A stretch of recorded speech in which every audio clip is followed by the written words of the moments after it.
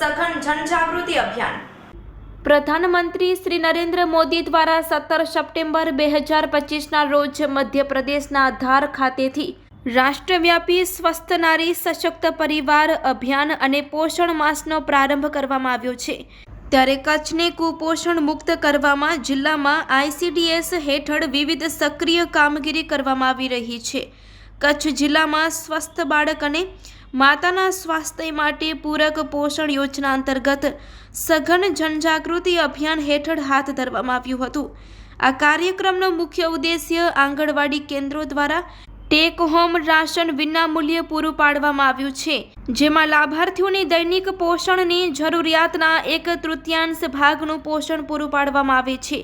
આ સાથે મિલેટ શ્રી અન્ન નાના દાણાવાળા ધાન્ય જેવા કે બાજરી, જુવાર, નાગલી, રાગી, કાંગ, સામો, કોદરી, વરી તેમજ સરગવા જેવા પૌષ્ટિક ખાદ્યોની વાનગીનો રોજિંદા જીવનમાં ઉપયોગ થાય તે માટે લાભાર્થીઓને જાગૃત કરવામાં આવે છે। પૌષ્ટિક વાનગી સ્પર્ધાનું આયોજન કરીને તેનો વપરાશ વધે તે દિશામાં કામગીરી કરવામાં આવી છે।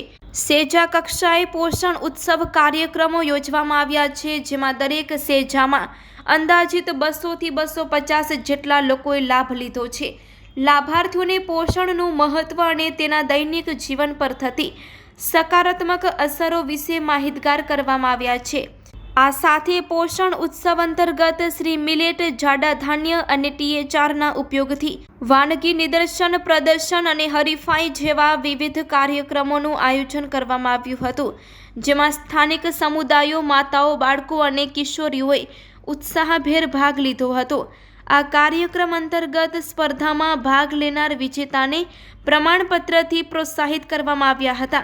સમગ્ર કાર્યક્રમ કચ્છ જિલ્લાને કુપોષણ મુક્ત બનાવવાના સંકલ્પને વધુ મજબૂત બનાવે છે અને સમાજમાં પોષણ જાગૃતિનું એક ઉત્કૃષ્ટ ઉદાહરણ પૂરું પાડે છે।